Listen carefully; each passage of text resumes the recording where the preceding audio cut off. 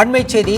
Lottery அதிபர் மார்டினுக்கு சொந்தமான 12.41 கோடி ரூபாய் பறிமுதல் செய்யப்பட்டிருப்பதாக அமலாக்கத்துறை தெரிவித்திருக்கிறது.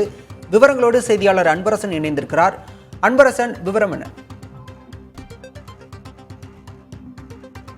லாட்டரி அதிபர் மார்டின் தொடர்புடைய இடங்களில் கடந்த சில தினங்களுக்கு முன்பாக 2 தினங்கள் நடைபெற்ற சோதனையின் முடிவாக தற்போது 12 கோடியே 41 லட்சம் பணம் பறிமுதல் செய்யப்பட்டுள்ளதாகவும், அதே போன்று 6 கோடியே 42 லட்சம் பணம் வங்கியில் முடக்கம் செய்யப்பட்டிருப்பதாகவும் அமலாக்கத்துறை தற்போது தகவல் தெரிவித்திருக்கிறது. குறிப்பாக கடந்த 14ஆம் தேதி அதே போன்று 15ஆம் தேதி ஆகிய 2 தினங்களில் லாட்டரி அதிபர் மார்டின் மற்றும் அவரது மருமகன் ஆதவ் அர்ஜுனா ஆகியோருக்கு சொந்தமான கோவை மற்றும் சென்னையில் 5க்கும் மேற்பட்ட இடங்களில் அமலாக்கத்துறை அதிகாரிகள் தீவிர சோதனை மேற்கொண்டு வந்தனர். குறிப்பாக ஏற்கனவே அமலாக்கத்துறையால் 451 கோடி ரூபாய் பணம் கடந்த ஆண்டுகளில் முடக்கப்பட்டது. இந்த நிலையில் தான் அது தொடர்பாக மீண்டும் சோதனையானது நடைபெற்றது. குறிப்பாக சென்னை கஸ்தூரி ரங்கன் சாலையில் அமைந்திருக்கக்கூடிய ஜே சாலையில் இருக்கக்கூடிய ஆதவ் அர்ஜுனாவின் வீடு, அதே போன்று மார்டினின் வீடு, அதே போன்று கோவையில் இருக்கக்கூடிய மார்டினின் அலுவலகம் மற்றும் வீடுகள் என 5 இடங்களில் தொடர்ச்சியாக அதிகாரிகள் 2 தினங்கள் சோதனை நடத்தி வந்தனர்.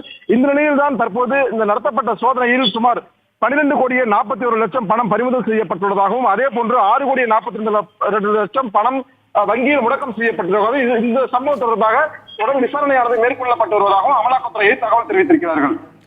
விரிவான விவரங்களுக்கு நன்றி அன்பரசன்.